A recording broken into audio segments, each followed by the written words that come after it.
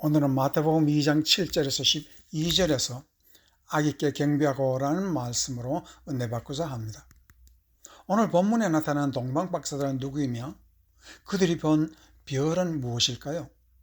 그들은 동방에서 왔는데 다니엘이 바빌론에 포로되었을 때 다니엘은 바빌론의 총리가 되고 모든 종교 지도자의 우두머리가 되었습니다. 다니엘은 이때 이스라엘 목자가 오실 것을 예언했습니다. 그리고 과연 동방에서 별이 나타난 것인데 그 별이란 성령의 불덩어리입니다. 이스라엘이 광야에서 40년간 성령의 불과 구름 기둥으로 인도된 것을 압니다. 이 불과 구름 기둥은 성령의 불이며 영광의 구름 기둥입니다. 이 성령의 불로 나타난 것입니다. 그 성령의 불을 보고 깨달아서 준비하고 이란이라는 곳에서 바빌론이지요. 오는 시간이 3, 4년 걸렸고 예수님은 벌써 3, 4년 전에 탄생하셨습니다. 그리고 요셉은 나사렛에서 가족 등록으로 왔지만 베들레헴에 와서 아직 떠나지 못하고 있음을 말하고 있습니다. 그런데 헤롯도 이 왕께 경배할 것이니 위치를 알려달라고 말하는 것이 8절 말씀에 있습니다. 베들레헴으로 보내며 이르되 가서 이 아기에 대하여 자세히 알아보고 찾거든 내게 고하여 나도 가서 그에게 경배하게 하라는 말이 있습니다. 여기는 문제점이 있습니다. 아기 왕은 하늘이 정하신 왕이기 때문에 나도 경배할 것이라고 말하지만 사실은 그것은 거짓말이고 그가 보이거든 우리에게 말해달라고 하면서 그를 죽이겠다는 마음이 그 뒤에 있습니다. 왜냐하면 헤롯이라는 사람은 원래 유대인도 아니고 유대인의 왕손도 아닌데 이제 유대인의 왕으로 행세하면서 왕으로 태어난 아기를 자기가 밀려날 처지에 있으니 위기가 닥쳐온 것입니다. 그래서 아기에게 경배한다는 말이는 사실은 그 반대로 그를 죽이겠다는 뜻입니다. 여기에서 헤롯 왕은 그 앞에 큰 선택의 위기에 닥쳐 왔습니다. 이것은 단순히 헤롯 왕에만 임한 것이 아니라 모든 인류에게 예수를 어떻게 대하여야 할 것인가 하는 것은 선택의 큰 문제입니다. 여기서 오늘 예수를 통해서 우리는 어떤 인생의 선택을 해야 할 것인지를 한번 생각해 보겠습니다. 첫 번째, 아기께 경배하라는 말은 인류에게 마지막 선택을 하라는 뜻입니다. 마태복음 18장 18절에서 20절 말씀에 보면 진실로 이르니 무엇이든지 너희가 땅에서 매면 하늘에서 매일 것이요 무엇이든지 땅에서 풀면 하늘에서도 풀리리라. 진실로 다시 너희에게 이르니 너희 중에 두 사람이 땅에서 합심하여 무엇이든지 구하면 하늘에 계신 내 아버지께서 그들을 위하여 이루게 하시리라. 두세 사람이 내 이름으로 모이는 곳에 나도 그들 중에 있느니라 한 말이 있습니다. 이 말씀의 요지는 땅과 하늘은 별개의 것이 아니라는 것입니다. 하늘과 사람이 따로 사는 것이 아니고 하늘과 땅이 무관한 것이 아니라는 것입니다. 하나님은 하늘에 계시고 사람은 땅에 살다가 죽는 것이 아니라는 말씀입니다. 이 말의 중요한 것은 이 땅에서 하나님의 이름을 중심으로 살지 못하면 하늘에서도 살 곳이 없고 이 땅에서 구원을 받지 못하면 하늘에 가서도 구원받는 일이 없다는 것이 이 말씀의 요지입니다. 이것이 하나님이 인류에게 전하는 마지막 선택입니다. 이 땅의 진리는 하늘에서 진리요 이 땅에서 믿음은 하늘에서 통하는 믿음이라는 것입니다. 그래서 우리에게 선택이 이 어린 왕으로 오신 아기에게 있다는 것을 말을 하고 있습니다. 이 아기를 하나님이 내려주신 왕이요 이스라엘의 목자로서 그를 받으면은 그 목자는 우리의 갈 길을 끝까지 지켜주실까 하는 말씀입니다. 이 목자를 내야 땅은 땅에 구실을 하고 하늘은 하늘에 구실을 하며 하늘은 땅에게 비를 주고 햇살을 주고 공기를 주고 생명을 주고 땅은 하늘에게 감사와 영광을 돌릴 수 있다는 말씀입니다. 이런 우주적 순환 관계가 하나의 유기체로 잘 짜여진 몸이라는 것입니다. 하늘의 몸과 땅의 몸이 서로 미워하지 않고 싸우지 않는 것입니다. 땅을 알면 하늘을 알고 사람을 알면 하나님도 알 수 있다는 그런 뜻이 되는 것입니다. 생과 사는 두 개가 아니요 슬픔과 행복은 두 개가 아니요 어두움과 빛이 두 개가 아니요 하나라는 뜻입니다. 그러나 얼마나 많은 세월 동안에 우리는 이원론적 세상에서 살면서 슬픔은 슬픔이요 기쁨은 기쁨으로만 생각하고 슬픔을 기쁨으로 달래지 못하고 기쁨은 슬픔으로 조절하지 못하고 살아왔습니까? 그렇다면 악과 선 또 하나라는 말입니까? 여기에서 문제가 있죠. 악이란 근본적으로 이원론적 사고방식을 두고 말합니다.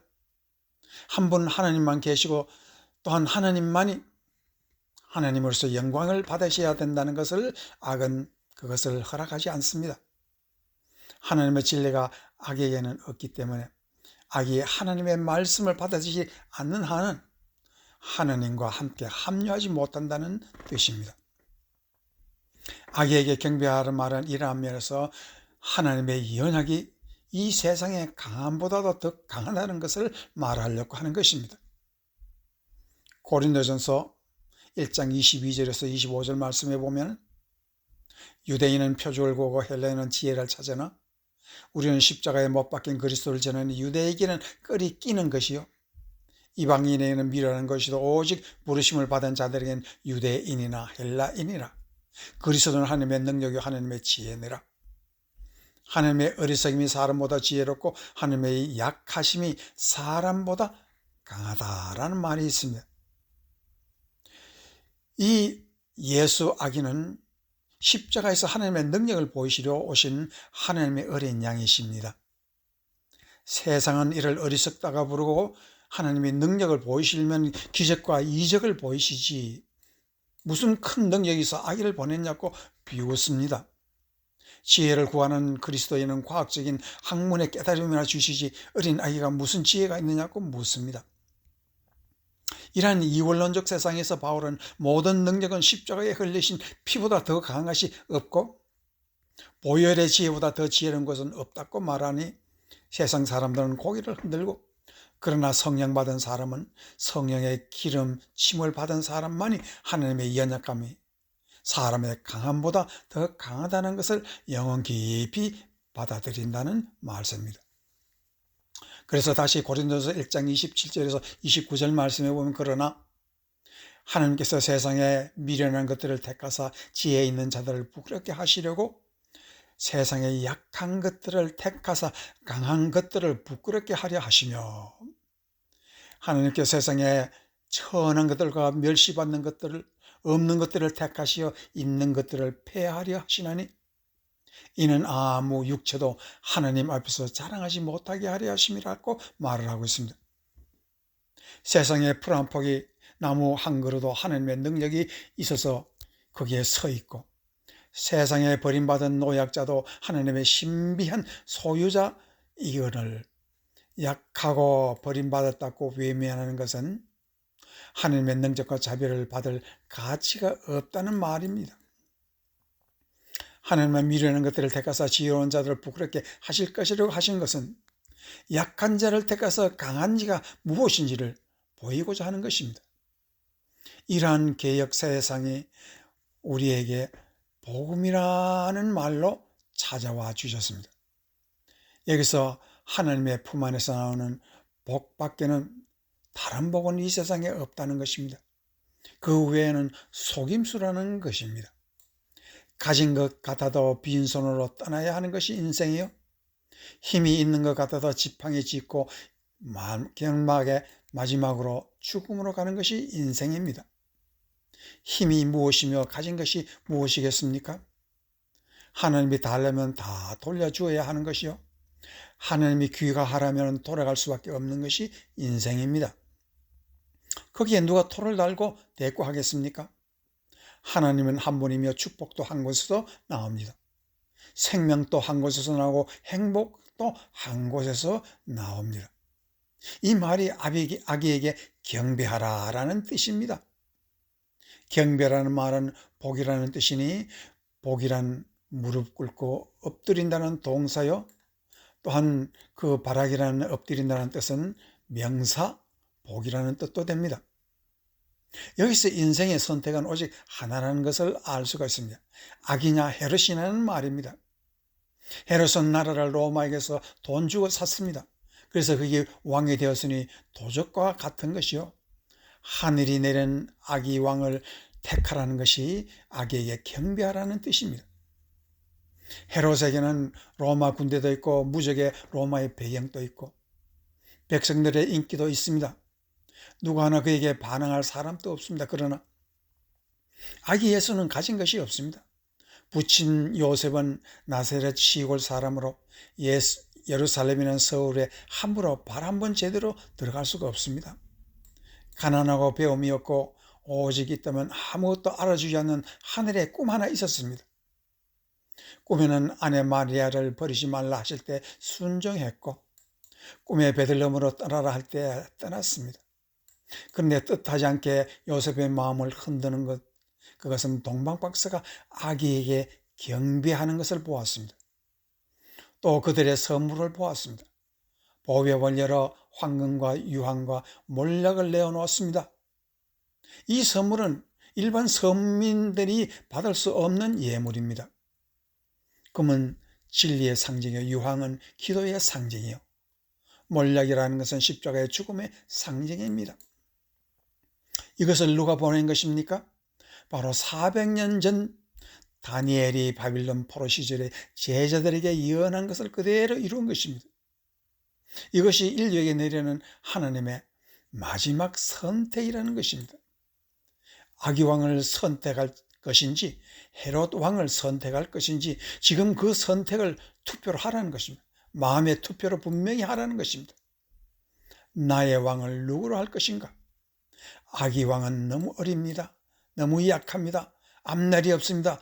볼 것도 없습니다. 그러나 헤롯은 힘이 있고 돈이 있고 나라가 있습니다. 그리고 인기 있는 왕이 될 수도 있습니다. 여기서 연민이냐 돈이냐를 두고 우리 마음이 투표해야 할 것입니다. 어느 어리석은 사람이 어린 아기를 왕으로 투표하겠습니까? 천이만천 만이만면 다 돈으로 성공한 왕을 뽑을 것입니다. 그러나 여기서 하나님은 우리에게 새로운 것을 말하고 있습니다. 하나님은 그것을 보이시려 하는 것입니다. 하나님은 약한 것이 하나님에게는 사람의 강한 것보다 더 강하다는 뜻을 깨닫게 하려 하시는 겁니다. 이제 여러분은 마음에 투표를 마쳤습니까? 누구를 왕으로 선택하겠습니까? 오직 예수께 어린 아기께 경배하면 하나님께서 큰 복을 주실 것입니다. 그 같은 은혜 받는 여러분 되기를 주의 이름으로 축원합니다.